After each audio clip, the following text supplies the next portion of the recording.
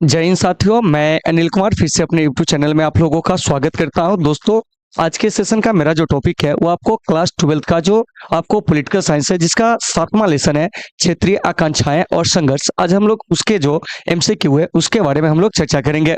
तो इस एमसीक्यू को पढ़ने के लिए सबसे पहले आपके पास जो होनी चाहिए एसपीपीटी का बुक होना चाहिए, ठीक है ना।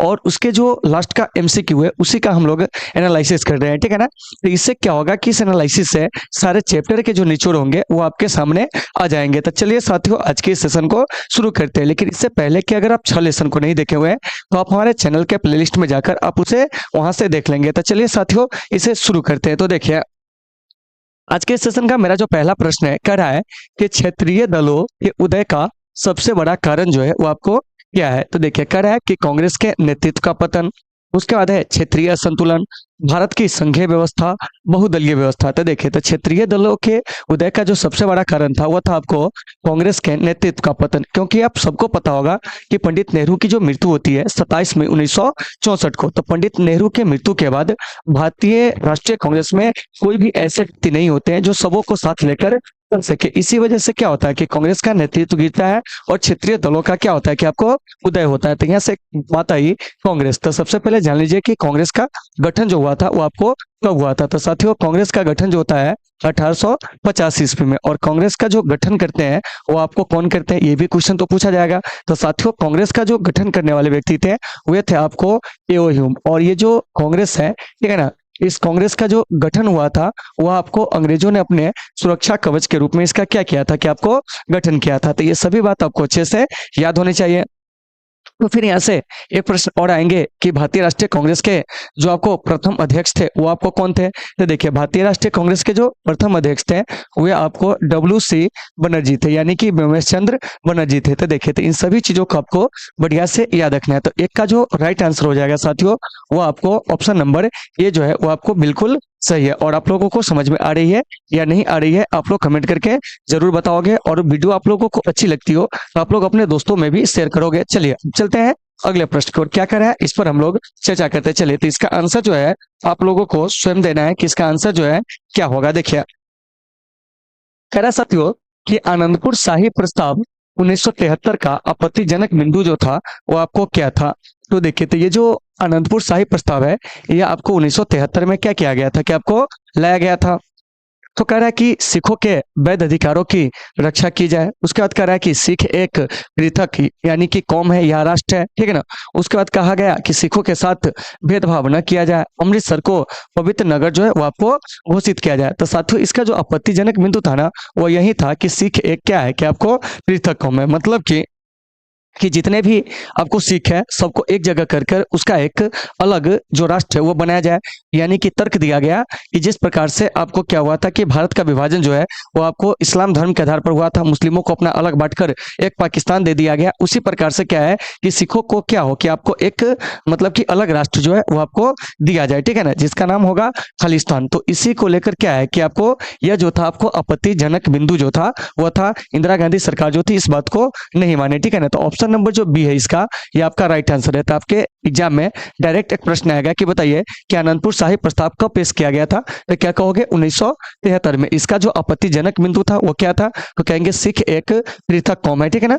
बाकी इधर देखिए और भी ऑप्शन पर हम लोग विचार करते हैं, जैसे सिखों के वैध अधिकारों की रक्षा किया जाए। तो ये आपको आपत्तिजनक बिंदु नहीं था क्योंकि हमारे भारत में सबों के अधिकारों की रक्षा की बात जो है की गई है, किसी के साथ किसी प्रकार का कोई भेदभाव भी नहीं है हमारे यहाँ, ठीक है ना।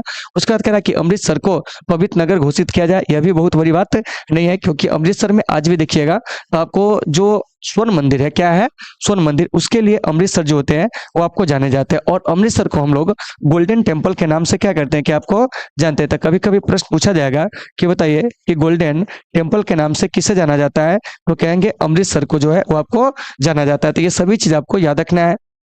फिर यहाँ से स्वर्ण मंदिर जो है इसके लिए अमृतसर प्रसिद्ध है, क्या है प्रसिद्ध है। तो ये सब बात आप याद रखिएगा। और स्वर्ण मंदिर का जो नींव डाला था कौन डाला था, तो सिख धर्म के जो 5वें गुरु थे जिनका नाम था गुरु अर्जुन देव, उन्होंने ही डाला था। तो ये सब कुछ आपको अच्छे से याद रखना है। तो 2 का राइट आंसर वो आपको ऑप्शन नंबर बी हो जाएगा। चलिए 3 में क्या कह रहा है सुनिए। कह रहा है कि कश्मीर के भारत में विलय पर किसे आपत्ति है? मतलब कि कश्मीर का क्या है कि भारत में जो है विलय हो चुका है, तो इस पर आपत्ति किसे है? तो देखिए कह रहा है नेशनल कॉन्फ्रेंस, हुर्रियत कॉन्फ्रेंस, उसके बाद है पैंथर्स पार्टी, उसके बाद है आपको पीपुल्स डेमोक्रेटिक पार्टी। तो साथियों इसका जो राइट आंसर हो जाएगा वो हो जाएगा आपको हुर्रियत कॉन्फ्रेंस, यानी कि ऑप्शन नंबर बी जो है वो बिल्कुल सही है। बाकी इधर जो देख रहे हैं नेशनल कॉन्फ्रेंस हो गया, पैंथर्स पार्टी हो गया, इसके अलावा आपको पीपुल्स डेमोक्रेटिक पार्टी हो गया, ये सब जो है आपको जम्मू और कश्मीर में जो है वो आपको सक्रिय पार्टी है। क्या है? सक्रिय पार्टी है, ठीक है ना। तो इस सबको आपको अच्छे से याद रखना है। तो यहाँ से एक बात आती है कि कश्मीर का भारत में जो विलय हुआ था वो आपको कब हुआ था? तो साथियों कश्मीर का जो भारत में विलय हुआ था ना वो आपको 26 अक्टूबर 1947 को हुआ था। तो फिर यहाँ से एक बात आती है कि कश्मीर का विलय भारत में किसने किया था? तो वे किए थे आपको राजा हरि सिंह। कौन किए थे? राजा हरि सिंह। तो इन चीजों को भी आपको अच्छे से याद रखना है। और आपको समझ में आ रही है या नहीं आ रही है आप कमेंट करके जरूर बताओगे। और कल जो है वो आपको 26 अक्टूबर है, ठीक है ना। क्या है? 26 अक्टूबर है। तो इसलिए क्या है कि आपको ये सब जानना भी जरूरी है। और कैसा लग रही है मतलब क्लास आप लोगों को? आप लोग अपना फीडबैक जो है जरूर देंगे। आप लोग अपना फीडबैक देते नहीं है, ठीक है ना। तो जैसी भी क्लास आप लोगों को लगे आप लोग अपना फीडबैक हमें जरूर देंगे, ठीक है ना। और जहां भी सुधार की आवश्यकता हो आप लोग हमें बताएंगे, ठीक है ना। तो देखो तो ये जो देख रहे हो पीपुल्स डेमोक्रेटिक पार्टी, इसको हम लोग पीडीपी कहते हैं। और इसके जो भी सबसे बड़े नेता है वो आपको महबूबा मुफ्ती है, ठीक है ना। तो ये सब आपको याद रखना है। और नेशनल कॉन्फ्रेंस जिस पर आपको अब्दुल्ला परिवार का क्या है कि आपको कब्जा है। देखिए कश्मीर जब से आपको बना तब से वहां पे या तो आपको national conference, people's democratic party, ठीक है ना, इसी सब की सरकार जो है वो आपको बनती रही हमेशा। तो 3 का राइट आंसर देख लीजिए, ऑप्शन नंबर बी हो जाएगा। आगे चलिए 4 में क्या कह रहा है सुनिए। कह रहा है कि भारत के उत्तर पूर्व क्षेत्र में असम का भाग काटकर सबसे पहले कौन सा राज्य बना था? तो देखिए ऑप्शन ए कह रहा है नागालैंड, फिर कह रहा है आपको मेघालय, मिजोरम, त्रिपुरा। क्या है? त्रिपुरा। तो साथियों इसमें सबसे पहले जो बना था ना वो आपको नागालैंड बना था। और नागालैंड जो है वो आपको सामरिक महत्व के आधार पर 1963 में जो था वो आपको बना था। तो कभी कभी आपके एग्जाम में प्रश्न पूछ लिए जाएंगे कि बताइए कि सामरिक महत्व के आधार पर, ठीक है ना, सबसे पहले किस राज्य का गठन हुआ था? तो आप कहोगे नागालैंड। उसके बाद है देख लीजिए मेघालय, ठीक है ना। तो मेघालय कब बना था ये भी जान लेते हैं। तो देखिए मेघालय बना था 1972 में। उसके बाद है आपको त्रिपुरा, यह भी बना था आपको 1972 में। उसके बाद है आपको मिजोरम, यह बना था 1987 में। हालांकि इसको राज्य का दर्जा 1986 में ही दिया गया था, लेकिन ऑफिशियली जो है इसको 1987 में जो था मिजोरम को बनाया गया था। तो देखिए तो पूर्वोत्तर के जो भी राज्य है सबके गठन वर्ष को आप जरूर याद रखोगे। तो पूर्वोत्तर में आते हैं कितने राज्य? तो देखिए पूर्वोत्तर में जो है ना वो आपको 8 राज्य आते हैं। देखिए और उस 8 राज्यों को आपको इसलिए याद रखना है क्योंकि आपके एग्जाम में क्वेश्चन ये भी पूछ दिए जाते हैं कि इनमें से कौन पूर्वोत्तर राज्य के अंतर्गत नहीं आते। देखिए ऐसे क्वेश्चन भी कई बार पूछा गया, 1-2 बार नहीं पूछा गया, कई बार जो है वो आपको पूछा गया है। इसलिए आपको इसको बढ़िया से क्या करना है, याद रखना है, ठीक है ना। तो चलिए सबसे पहले हम शुरू करते हैं असम से, ठीक है ना। तो देखिए ये जो है आपको असम, असम के बाद जो हो जाएगा वो आपको मेघालय, मेघालय के बाद हो जाएगा साथियों त्रिपुरा। क्या है? त्रिपुरा। उसके बाद जो जाएंगे वो आपको मिजोरम, ठीक है ना। मिजोरम के बाद जो हो जाएगा वो आपको कौन हो जाएगा? वो आपको मणिपुर। मणिपुर के बाद जो हो जाएगा वो आपको नागालैंड। नागालैंड के बाद जो हो जाएगा वो आपको अरुणाचल प्रदेश। देखिए सब आपको याद रखना है। और अरुणाचल प्रदेश के बाद जो हो जाएंगे वो आपको पूर्वोत्तर भारत में जो शामिल किया गया 8वां राज्य है वो आपको सिक्किम है। क्या है? सिक्किम है। तो इस सबको आपको याद रखना है। पूर्वोत्तर के अंतर्गत कितने राज्य आते हैं? वो आपको 8 राज्य आते हैं। यहाँ से इसको ऐसे याद रखोगे। और ये जो देख रहे हैं ये यहाँ से यहाँ तक इन 8 राज्यों को भारत में 7 बहनों का क्या कहा जाता है कि आपको राज्य कहा जाता। और ऐसा कहते हैं प्रसाद, मतलब एक पत्रकार थे जिनका नाम था ज्योति प्रसाद सैकिया। तो साथियों इन सभी चीजों को आपको अच्छे से याद रखना है। तो 4 का जो राइट आंसर हो जाएगा वो आपको क्या हो जाएगा? ए हो जाएगा। अब आइए अब यहाँ से आपके एग्जाम में क्वेश्चन ये आता है कि इनमें से कौन पूर्वोत्तर भारत का राज्य नहीं है। तो देखिए तो ये 8 के अलावे बाकी जो भी आपके ऑप्शन में रहेंगे वो आपको पूर्वोत्तर का राज्य नहीं होंगे। तो यहाँ से इसकी राजधानी भी याद रखिएगा असम, इसकी राजधानी जो है वो आपको दिसपुर है। उसके बाद है मेघालय, इसकी राजधानी शिलोंग। त्रिपुरा की राजधानी जो है अगरतला है। उसके बाद है मिजोरम की राजधानी जो है आपको आइजोल है। और मणिपुर की जो राजधानी है वो आपको इम्फाल है। नागालैंड की राजधानी कोहिमा है। अरुणाचल प्रदेश का कहेंगे तो ईटानगर। और सिक्किम की राजधानी जो है वो आपको गंगटोक है। और सिक्किम के बारे में एक चीज और याद रखिएगा कि सिक्किम जो है भारत का जो था वो आपको 22वां राज्य बना था। कब? तो यह आपको 1975 में। इस चीज को आपको याद रखना है। और किस संविधान संशोधन द्वारा? तो आपको 36वां जो संविधान संशोधन हुआ था इसी के तहत जो था ये आपको बना था। तो इन सभी चीजों को अच्छे से याद रखना है। और सिक्किम भारत का सहवर्ती राज्य 1974 में बना था। बाकी इधर देख रहे हैं अरुणाचल प्रदेश, यह आपको 1987 में बना था। नागालैंड जो है 1963 में बना था। मणिपुर जो है वो आपको 1972 में बना था। मिजोरम 1987 में बना था। त्रिपुरा, मेघालय ये दोनों भी 1972 में बना था, ठीक है ना। और असम जो है पहले से था, असम का भाग काटकर ही ये सभी राज्य जो है वो आपको बने हुए थे। जैसा भी क्वेश्चन आपके एग्जाम में आए आप इसको बढ़िया से देख लोगे। जहां भी दिक्कत होगी आपको कमेंट करके क्या करना है कि आपको बताना है। चलिए अब हम चलते हैं 5 नंबर प्रश्न की ओर, लेकिन उससे पहले इसका जो राइट आंसर होगा वो आपको ऑप्शन नंबर ए हो जाएंगे। तो आप इसे बढ़िया से देख लीजिएगा। चलिए अब हम चलते हैं आगे, क्या कह रहा है सुनिए। कह रहा है कि बृहत नागालैंड के आंदोलन का समर्थक जो था वो आपको कौन था? तो देखिए कह रहा है फिजो, इजाक, उसके बाद है आपको विश्व मुतियारी, उसके बाद है लाल डेंगा। तो देखिए तो बृहत नागालैंड आंदोलन के जो समर्थक थे ना वो आपको इजाक थे। इसका कहना था कि जितने भी आपको पूर्वोत्तर भारत में देख रहे हैं कि जहां जहां भी आपको ईसाई रह रहा है उस सबको क्या किया जाए कि आपको एक जगह जो है आपको करके और एक नया देश जो है बृहत नागालैंड वो आपको बनाया जाए, ऐसा मांग किया था कौन? तो आपको इजाक ने। और 5 का जो राइट आंसर हो जाएगा वो आपको ऑप्शन नंबर जो बी है वो आपको बिल्कुल सही हो जाएंगे, ठीक है ना। और जहां भी दिक्कत हो आपको कमेंट करके बताना है, ठीक है ना। चलिए और बोर्ड एग्जाम का जो है आपको समय जो है वो आपको नजदीक है, तो उस सबको आपको मद्देनजर देखते हुए क्या करना है कि आप अपनी तैयारी पे विशेष रूप से क्या करेंगे कि आप फोकस करेंगे। चलिए अब चलते हैं 6 में, क्या कह रहा है सुनिए। कह रहा है कि वह कौन सा राज्य है जिसे पहले उपराज्य बनाया गया? देखिए क्या कह रहा है, उपराज्य बनाया गया और फिर उसे उन राज्य का क्या दिया गया जानते हैं? तो आपको दर्जा दिया गया। तो ऑप्शन ए कह रहा है नागालैंड, अरुणाचल प्रदेश, त्रिपुरा, मेघालय। तो इसका जो राइट आंसर हो जाएगा ना वो हो जाएगा आपको मेघालय। क्या हो जाएगा? मेघालय। तो मेघालय बना कब था ये भी तो पूछा जाएगा।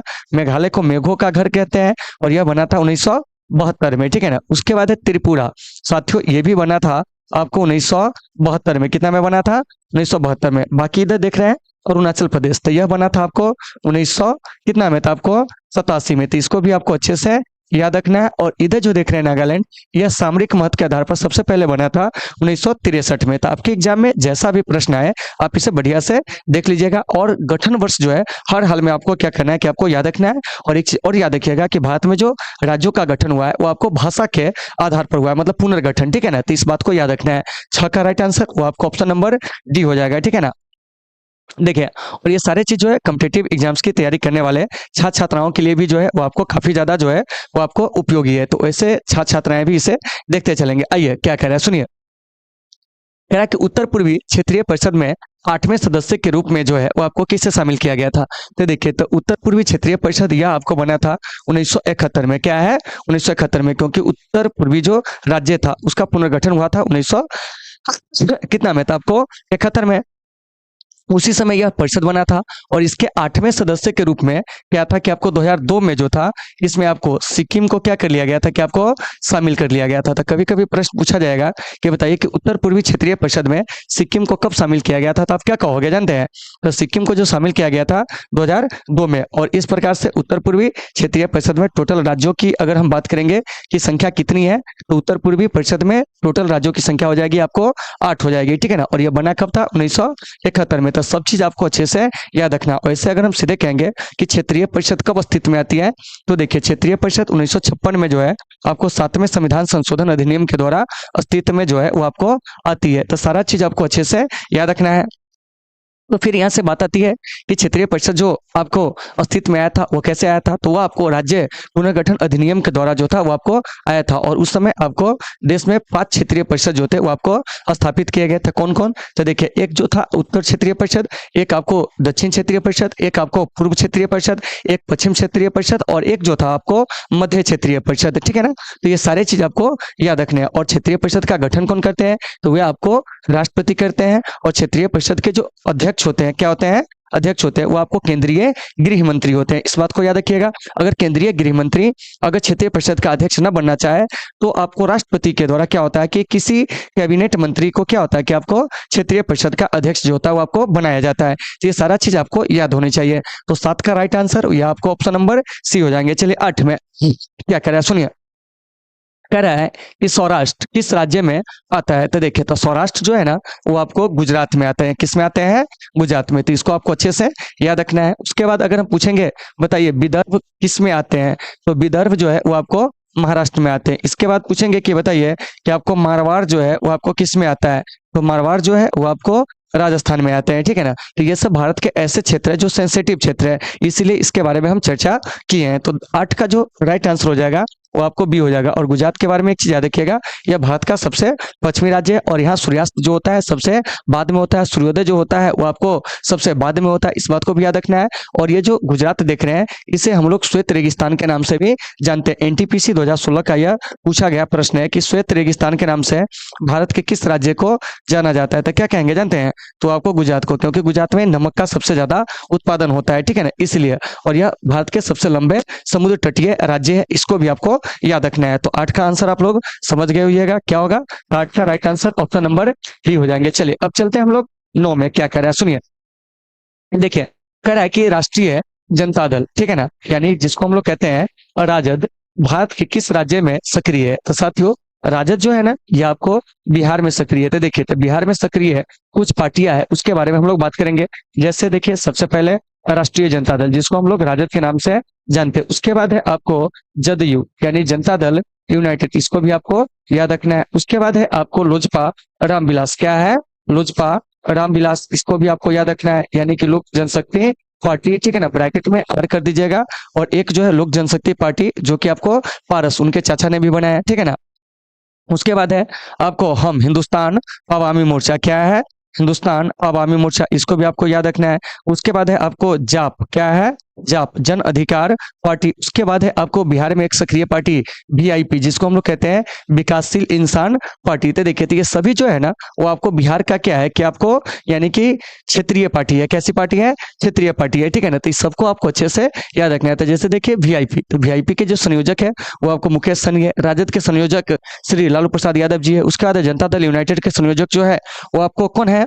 तो आपको श्री नीतीश कुमार। लोजपा रामविलास इसके संयोजक जो है अब हो गए हैं आपको चिराग पासवान। ठीक है ना। उसके बाद है हम हिंदुस्तान अवामी मोर्चा, इसके जो संयोजक है वो आपको जीतन राम मांझी है। उसके बाद है जाप जन अधिकार पार्टी, इसके जो संयोजक है वो आपको कौन है जानते हैं? तो इनके जो संयोजक है वह आपको यानी कि पप्पू यादव है। उसके बाद अभी हाल फिलहाल जो है नया पर जो है आपको एक नई पार्टी भी आपको यहाँ पे सक्रिय हुई है जो है आपको जन सुराज, क्या है? जन सुराज। ठीक है ना, जिसके संयोजक जो है प्रशांत किशोर है। तो सारा चीज आपको अच्छे से याद रखना है। चलिए इसमें एक ऑप्शन आया उत्तर प्रदेश, तो उत्तर प्रदेश के बारे में याद रखिएगा। जनसंख्या की दृष्टि से भारत में सबसे बड़ा क्या है कि आपको राज्य है। उसके बाद सबसे कम अगर लिंगानुपात वाला राज्य पूछेंगे तो आपको हरियाणा है। ठीक है ना। तो देखिए तो बहुत सारी चीज आ सकते हैं, उसको आपको अच्छे से याद रखना है। तो 9 का जो राइट आंसर हो जाएगा मेरे भाई वो आपको ऑप्शन नंबर सी हो जाएंगे। और आप लोगों को क्लास सच में कैसी लग रही है आप लोग अपना फीडबैक जो है जरूर देंगे, क्योंकि आपके फीडबैक के आधार पर ही हम क्या करेंगे कि अगला क्लास जो है आपके लिए लेकर आएंगे। ठीक है ना। चलिए अब चलते हैं आपको 10 में। क्या कह रहा है सुनिए। कह रहा है कि बोडोलैंड स्वायत्त शासी परिषद किस राज्य में स्थित है। तो देखिए तो नाम से ही पता चलता है। ऑप्शन देखिए कह रहा है असम, नागालैंड, मेघालय, मिजोरम। तो देखिए तो बोडोलैंड जो है ना वो आपको असम में क्या है कि आपको स्थित है। तो ऑप्शन नंबर जो ए है यह इसका राइट आंसर हो जाएगा। तो ये सभी चीज को आपको अच्छे से याद रखना होगा। ठीक है ना।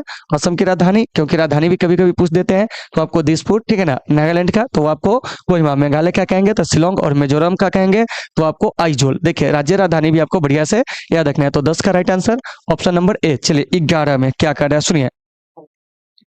ओ सिमरन आजा, तू कहाँ भाग रही है। हाँ देखिए अब क्या कह रहा है सुनिए। कह रहा है कि किस राज्य का निर्माण भाषा के आधार पर जो है वो आपको हुआ है। तो देखिए कह रहा है झारखंड, छत्तीसगढ़, आंध्र प्रदेश, उत्तराखंड। तो इसमें दिए गए ऑप्शन से आपका जो सबसे बेस्ट विकल्प है वो हो जाएगा आपको आंध्र प्रदेश। तो आंध्र प्रदेश का गठन जो है भाषा के आधार पर जो 1953 में हुआ था। और किस भाषा के आधार पर हुआ था जानते हैं? तो यह आपको तेलुगु भाषा के आधार पर। किसके आधार पर? तो आपको तेलुगु भाषा के आधार पर। तो कभी कभी प्रश्न पूछ लिए जाएंगे कि बताइए कि आंध्र प्रदेश का गठन किस भाषा के आधार पर हुआ था, तो आपको तेलुगु भाषा के आधार पर। बाकी इधर जो देख रहे हैं झारखंड, इसका गठन 15 नवंबर जो है वो आपको 2000 को हुआ था, इसको डेट के साथ याद रखिएगा। छत्तीसगढ़ का गठन जो है 1 नवंबर 2000 को हुआ था। उसके बाद है उत्तराखंड का गठन 9 नवंबर जो है वो आपको 2000 को हुआ था। तो 2000 में 3 राज्यों का गठन हुआ था। देख लो मेरे भाई कौन कौन था आपको। उत्तराखंड के बाद जो हो जाएगा देखिए यहाँ क्या है, तो आपको झारखंड और छत्तीसगढ़, ये सब आपको डेट सहित क्या करना है कि आपको याद रखना है, ठीक है ना। आंध्र प्रदेश का अगर डेट याद रखना होगा तो 1 अक्टूबर, ठीक है ना, 1953। तो सारा चीज आपको बढ़िया से याद होनी चाहिए। तो 11 का राइट आंसर जो हो जाएगा वो आपको ऑप्शन नंबर जो क्या है सी, वो आपको बिल्कुल क्या हो जाएगा कि आपको सही हो जाएंगे, ठीक है ना। तो इन सभी चीजों को आपको बढ़िया से देख लेना है। चलिए अब हम चलते हैं 12 में क्या कर रहा है, सुनिए। कह रहा है कि किस वर्ष मिजोरम भारत संघ का जो है वो आपको राज्य बना था। देखिए ऑप्शन ए कह रहा है 1985, 1986, 1987, 1988। तो देखिए तो मिजोरम जो है ना वो भारत संघ का जो राज्य बना था वो आपको 1986 में बन गया था, लेकिन इससे आधिकारिक रूप से जो राज्य का दर्जा दिया गया था ये आपको 1987 में। तो इसका जो सबसे बेस्ट विकल्प होगा ये आपको ऑप्शन नंबर बी हो जाएगा। और आपके बोर्ड एग्जाम में भी क्या है कि आपको 1986 ही जो होगा वो आपको सही आंसर देंगे, ठीक है ना। इसलिए आप इस पर मतभेद नहीं करेंगे कि हाँ सर हम ये पढ़े, आप हमको ये पढ़ा है, ऐसा नहीं है, ठीक है ना। हम दोनों बात बोल दिए कि आपको राज्य बना था 1986 में ही, लेकिन इसको आधिकारिक रूप से जो मान्यता मिला था वो आपको 1987 में। तो यहाँ पर जो बात कर रहा है कि मिजोरम भारत संघ का राज्य कब बना था, तो 1986 ये हो जाएगा। जैसे देखिए सिक्किम के मामले में, सिक्किम भारत का सहवर्ती राज्य बनता है 1974 में, पूर्ण राज्य बनता है 1975 में। तो आपके एग्जाम में जैसे क्वेश्चन पूछे जाए आपको उस प्रकार से देख लेना है। चलिए अब हम चलते हैं 13 में। 13 नंबर प्रश्न हमारा क्या कर रहा है, इस पर हम लोग चर्चा करेंगे। देखिए कह रहा है कि शिवसेना एक क्षेत्रीय दल है कहाँ का। देखिए ऑप्शन ए कह रहा है गुजरात, महाराष्ट्र, बिहार, उत्तर प्रदेश। तो देखिए तो ये जो शिवसेना है ना ये आपको महाराष्ट्र का एक क्षेत्रीय दल है और इस सेना का गठन जो होता है 1966 में, ठीक है ना। किसके द्वारा किया जाता है जानते हैं, वो बाल साहब ठाकरे के द्वारा जो होता है इस शिवसेना का गठन जो होता है वो आपको किया जाता है। तो इस बात को आपको अच्छे से याद रखना है। गुजरात में हमेशा जो होता है आपको किसमें आपको टक्कर रहती है सत्ता की लड़ाई में, तो आपको या तो बीजेपी या नहीं तो आपको कांग्रेस। और बिहार में जो है हमेशा सत्ता पे जो है आपको या तो राजद नहीं तो जेडीयू, इसी दोनों का वर्चस्व है। उत्तर प्रदेश में जाइएगा तो आपको बहुजन समाज पार्टी, भारतीय जनता पार्टी और आपको क्या कहते हैं कि समाजवादी पार्टी, तीनों में जो रहता है वो आपको त्रिकोणीय मुकाबला जो है वो आपको रहता है। तो इस सब चीज को आपको अच्छे से याद रखना है। तो यहाँ पर देखिए सब राज्य की कुछ न कुछ विशेषता है। जैसे सर्वाधिक जनसंख्या वाला अगर राज्य पूछेंगे क्या है, सर्वाधिक जनसंख्या वाला राज्य, तो आप क्या कहोगे, तो सर्वाधिक जनसंख्या वाला राज्य उत्तर प्रदेश। चलिए उसके बाद है सर्वाधिक जनसंख्या घनत्व, क्या है सर्वाधिक क्या कहेंगे, तो आपको जनसंख्या घनत्व वाला राज्य। तो साथियों सर्वाधिक जनसंख्या घनत्व वाला जो राज्य है वो कौन है, वो आपको बिहार है। तो इसको आपको याद रखना है। महाराष्ट्र भारत के जीडीपी में यानी कि ग्रॉस डोमेस्टिक प्रोडक्ट में सबसे ज्यादा जो आपको योगदान देने वाला राज्य है वो आपको कौन है जानते हैं, महाराष्ट्र है। और महाराष्ट्र की जो राजधानी है वो आपको मुंबई है, जिसे हम लोग क्या कहते हैं जानते हैं, भारत की वित्तीय राजधानी के नाम से भी जानते हैं। और इधर जो गुजरात देख रहे हैं यह भारत का सबसे पश्चिमी राज्य है और सबसे लंबा समुद्र तट वाला जो है आपको राज्य है। और इसको हम लोग श्वेत रेगिस्तान के नाम से भी क्या करते हैं कि आपको जानते हैं। तो आपके एग्जाम में जैसे भी क्वेश्चन आए आपको बढ़िया से देख लेना है, ठीक है ना। चलिए अब हम चलते हैं आगे क्या कर रहा है, सुनिए 14 में। लेकिन उससे पहले इसका आंसर बता देते हैं आपको। इसका आंसर राइट जो हो जाएगा वो आपको बी हो जाएगा, ठीक है ना। हर सवाल का जवाब, आइए देखिए यहाँ क्या कह रहा है कि उल्फा एक आतंकी संगठन है, वो कहाँ का। देखिए तो कह रहा है आपको श्रीलंका का, पाकिस्तान के तक खैर बातें नहीं करेंगे, पाकिस्तान में तो केवल आपको आतंकवादी ही पैदा होते हैं, वहाँ दूसरा चीज है ही नहीं, ठीक है ना। उसके बाद है भारत और रूस। तो देखिए तो इसका जो राइट आंसर हो जाएगा ना भाई मेरे, वो आपको हो जाएगा भारत। यानी कि उल्फा कहाँ का आतंकी संगठन है, तो आपको भारत का। और इसी में पूछ देंगे LTT क्या है, एल, ठीक है ना। रुक जाइए बढ़िया से लिख देते हैं, ओ भाई सही से मिट जाओ। LTTE जो है वो आपको कहाँ का आतंकी संगठन है, तो क्या कहेंगे जानते हैं, तो वो है आपको श्रीलंका का। तो ये सभी चीज आपको याद रखना है। और श्रीलंका भारत का एक क्या है, तो आपको द्वीपीय पड़ोसी देश है, ठीक है ना, जो आपको नस्लवाद से क्या है कि आपको काफी ज्यादा जो है आपको मतलब प्रभावित है। और पाकिस्तान जो है पूरी दुनिया में आतंको मतलब आतंक का पनाह देने वाला जो है वो आपको देश है। तो इसको भी आपको याद रखना है। तो 14 का जो राइट आंसर हो जाएगा ना वो आपको ऑप्शन नंबर सी हो जाएगा। चलिए अब चलते हैं 15 में। 15 नंबर क्या कह रहा है, सुनिए। शुरू में इसके बारे में हम लोग क्या कहते हैं कि आपको चर्चा किए थे। देखिए कह रहा है कि नेशनल कॉन्फ्रेंस किस राज्य की पार्टी है।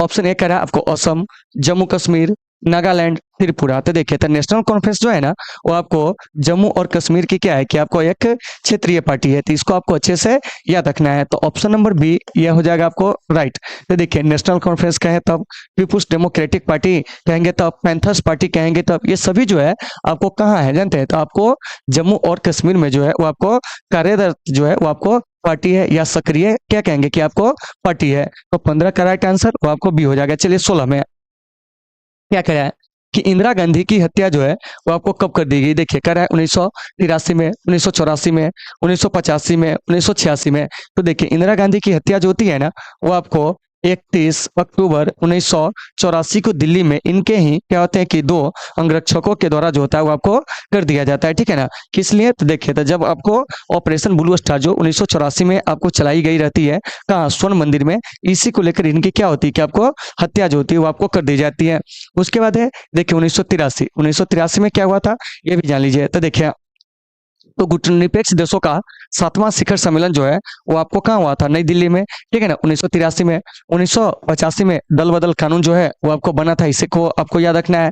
1986 में क्या करना है कि आपको डाकघर संशोधन विधेयक आया था, जिस पर राष्ट्रपति ज्ञानी जैल सिंह ने क्या किया था कि आपको वीटो पावर का जो था वो आपको प्रयोग किए थे, और एकमात्र ऐसे राष्ट्रपति है ज्ञानी जैल सिंह जो आपको वीटो शक्ति का प्रयोग किए थे। तो इस बात को याद रखिएगा। इंदिरा गांधी हमारे देश की तीसरी महिला, सॉरी, इंदिरा गांधी हमारे देश की, ठीक है ना, आपको पहली महिला प्रधानमंत्री, इस बात को याद रखना है। दूसरी बात आपको क्या याद रखना है कि इंदिरा गांधी देश के तीसरे प्रधानमंत्री थी। क्या है, तीसरे प्रधानमंत्री। पहले प्रधानमंत्री पंडित जवाहरलाल नेहरू, दूसरे कहेंगे लाल बहादुर शास्त्री, तीसरे कहेंगे आपको श्रीमती इंदिरा गांधी। और इंदिरा गांधी का प्रधानमंत्री पद पर कार्यकाल क्या था, 1966 से 1977, यह आपको पहले 2 टर्म का था, ठीक है ना। उसके बाद तीसरे टर्म में 1980 से 1984 तक ये क्या थे कि आपको देश के प्रधानमंत्री रहे थे। तो जैसा भी क्वेश्चन आपके एग्जाम में आए आपको उसको बढ़िया से देख लेना है। और इंदिरा गांधी जैसी साहसी महिला जो है आपको मतलब होना क्या है कि आपको काफी फख्र की बात है, क्योंकि इन्हीं के नेतृत्व में हम लोग क्या कहते हैं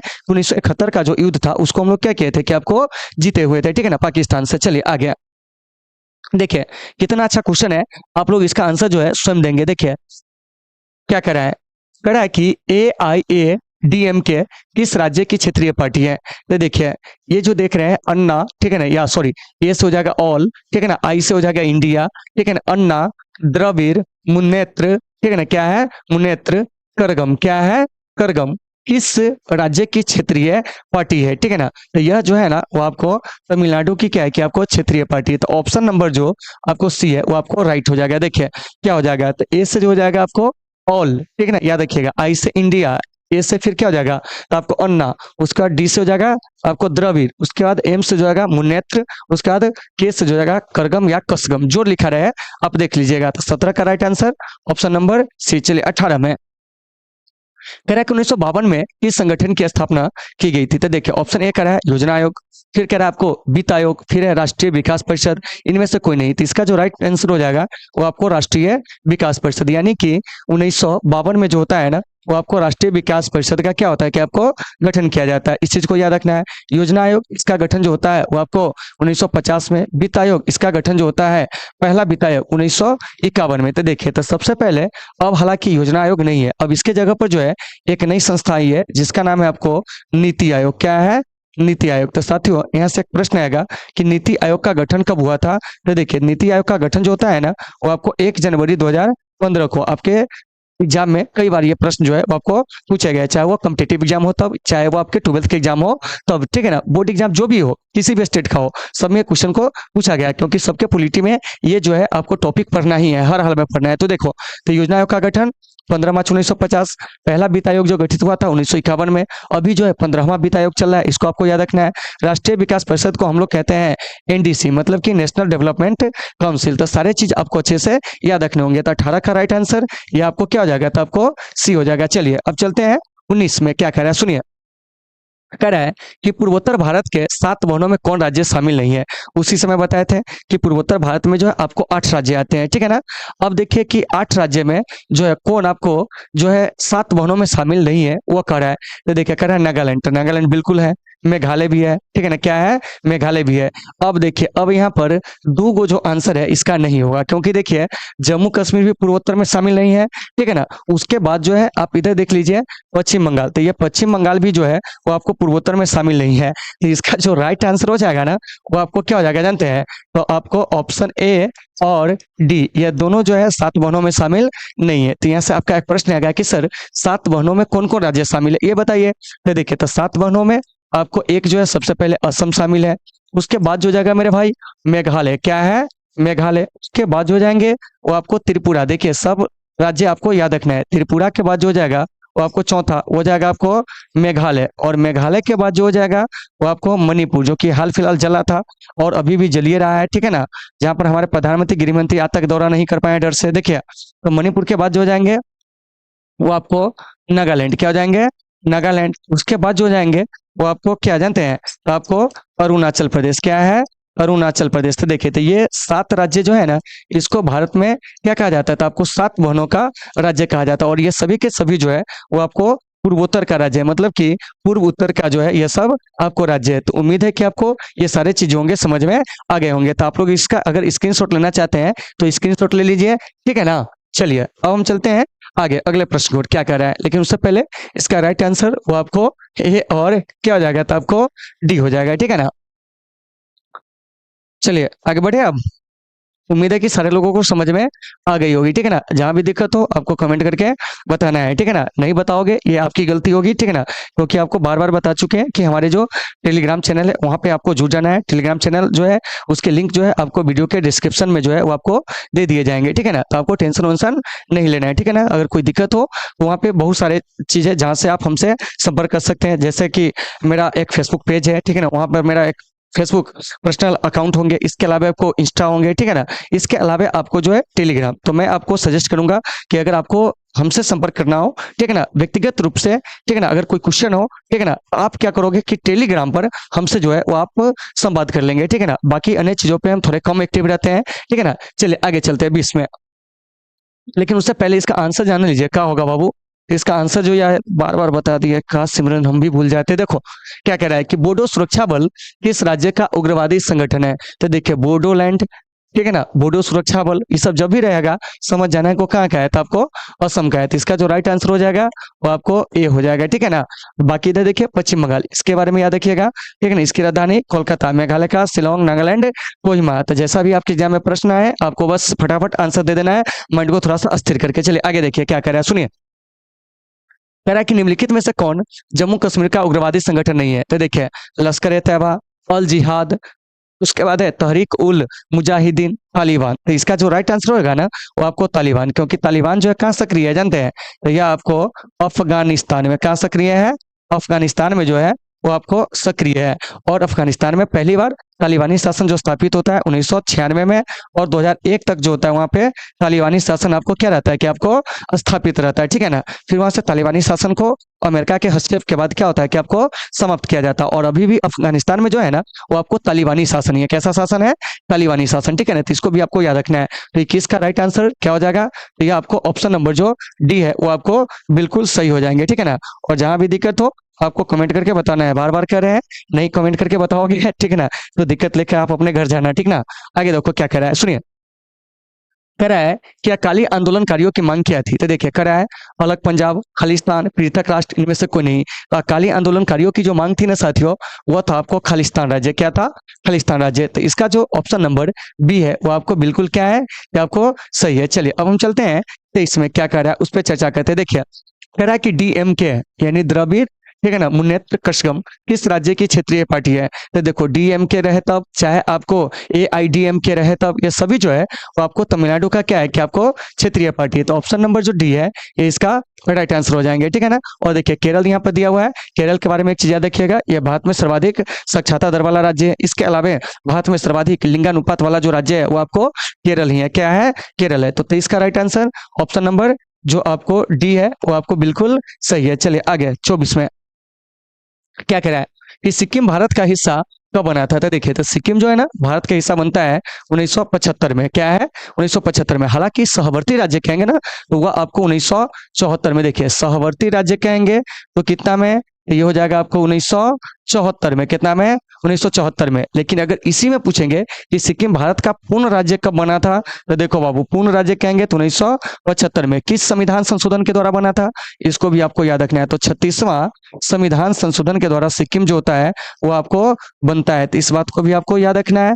और सिक्किम भारत का कैमा राज्य बना था, ये भी तो आपको पूछा जाएगा। तो देखिए, तो ये जो सिक्किम देख रहे हैं ना, यह भारत का आपको 22वां राज्य बना था। तो जैसा भी क्वेश्चन आया एग्जाम में, गदा उड़ा देना है, ठीक है ना। आइए अब यहाँ से बात करते हैं हम लोग, क्या है 1968 में। तो 1968 में एनपीटी पर हस्ताक्षर हुआ था, यानी कि कहने का मतलब हुआ कि न्यूक्लियर नॉन प्रोलिफरेशन जो ट्रीटी होता है उस पर, और यह अस्तित्व में आता है 1970 में। इसको भी आपको याद रखना है, ठीक है ना। तो देखिए, तो ऑप्शन नंबर जो इसका डी है वह मेरे भाई बिल्कुल जो है वो आपको राइट आंसर है। चलिए अब चलते हैं आगे, क्या कह रहा है सुनिए। कह रहा है कि क्षेत्रवाद का एक कुपरिणाम क्या है। तो देखिए, तो क्षेत्रवाद के कारण जो सबसे बड़ा जो मुद्दा उठकर आया है वह है आपको अलगाववाद। क्या है? अलगाववाद, ठीक है ना। क्योंकि क्षेत्रवाद के कारण क्या है कि राष्ट्रीय एकता में जो है वो आपको कमी आई है, राष्ट्रीय हित को जो है बलि दे दिया गया है। क्या कर दिया गया है? बलि दे दिया गया है, ठीक है ना। लोगों को अपने क्षेत्र से जो है वो आपको कम लगाव होने लगे। कहने का मतलब क्या हुआ कि क्षेत्रवाद का जो सबसे बड़ा जो गलत परिणाम निकला वो आपको अलगाववाद निकला। तो ऑप्शन नंबर जो बी है ये इसका राइट आंसर हो जाएगा। चलिए 26 में क्या कह रहा है सुनिए। कह रहा है कि अमृतसर के स्वर्ण मंदिर में, ठीक है ना, गोल्डन टेम्पल जिसको कहते हैं, है ना, गोल्डन टेम्पल जानते होइएगा, गोल्डन सिटी अमृतसर, बहुत सारे आप लोग रिसेंट में रटे होइएगा, ठीक है ना। कॉम्पिटिटिव वाले सब ऐसे ही रटते हैं, ठीक है ना।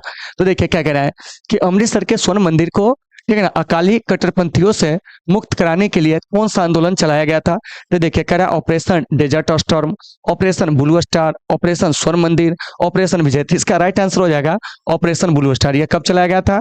1984 में। और ऑपरेशन ब्लू स्टार ही इंदिरा गांधी की हत्या का क्या बनता था, आपको कारण बनता है। तो 26 का राइट आंसर जो हो जाएंगे वो आपको ऑप्शन नंबर बी हो जाएंगे। तो उम्मीद है कि आपको ये सारे चीज समझ में आ गए होंगे, ठीक है ना। और इंदिरा गांधी की हत्या कब कर दी जाती है? तो 31 अक्टूबर 1984 को, ठीक है। चलिए आगे चलते हैं, नेक्स्ट क्या कह रहा है सुनिए।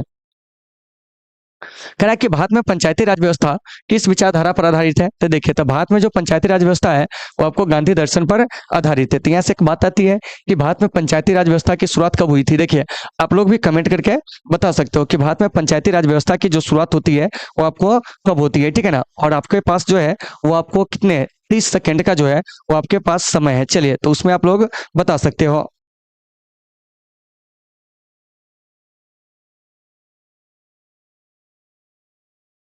बताइए, ये आपके ऊपर है कि आप इसको अच्छे से पढ़े हैं कि नहीं पढ़े हैं, ये आपको बताना है, ठीक है ना। चलिए अब हम बताते हैं। देखिए, तो भारत में पंचायती राज व्यवस्था की जो शुरुआत होती है ना, यह आपको 2 अक्टूबर 1959 को होती है। कितना को होती है? 2 अक्टूबर 1959 को होती है। इसको आपको अच्छे से याद रखना है। कहाँ से होती है ये भी तो पूछा जाएगा। तो यह आपको राजस्थान से होती है। कहाँ से? राजस्थान से। और जिला पूछेंगे बाबू तो हो जाएगा आपको नागौर। क्या है? नागौर। और यहाँ से एक चीज आएगा कि चलिए कि पंचायती राज व्यवस्था की जब शुरुआत हुई थी राजस्थान से, तो इसका उद्घाटन जो किए थे कौन किए थे? वो आपको पंडित नेहरू ने किए थे। तो 2 अक्टूबर को कहाँ से? राजस्थान से। और 11 अक्टूबर 1959 को फिर आंध्र प्रदेश में भी इसको शुरू किया गया। बलवंत राय मेहता समिति के रिपोर्ट के आधार पर भारत में क्या है कि आपको पंचायती राज व्यवस्था शुरू किया गया है। तो देखिए, तो हमारे भारत में जो पंचायती राज व्यवस्था है ना, उसके अगर हम स्वरूप की बात करते हैं तो वो आपको त्रिस्तरीय है। क्या है? त्रिस्तरीय। देखिए, तो सबसे पहले जो है वो आपको क्या है, इस पर हम लोग बात करेंगे। तो देखिए, तो सबसे पहले एक है आपको ग्राम स्तर पर। तो ग्राम स्तर पर हो जाएगा आपको ग्राम पंचायत। उसके बाद जो है आपको प्रखंड स्तर पर, क्या है? प्रखंड स्तर पर। तो कौन हो जाएगा?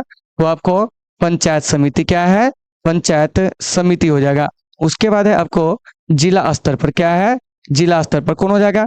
तो आपको जिला परिषद हो जाएगा। तो देखिए, तो जैसा भी आपके एग्जाम में प्रश्न आए आप इसे देख लीजिएगा। देखिए, तो भारत में पंचायती राज कैसा है? तो कहेंगे त्रिस्तरीय है, जिसमें देखिए ग्राम स्तर पर ग्राम पंचायत, प्रखंड स्तर पर पंचायत समिति, जिला स्तर पर आपको जिला परिषद, ठीक है ना। तो एक ग्राम पंचायत का जो गठन होता है ना वो आपको औसत 7,000 की आबादी पर होता है। इस बात को याद रखिएगा। एक पंचायत समिति सदस्य 5,000 आबादी का प्रतिनिधित्व करते हैं, और एक जिला परिषद सदस्य जो होते हैं 50,000 आबादी का क्या करते हैं कि आपको प्रतिनिधित्व करते हैं। मतलब 7 पंचायत बराबर क्या होता है? तो आपको एक जिला परिषद, ठीक है ना। मतलब 7 को पंचायत मिलाकर एक जिला परिषद, ठीक है ना।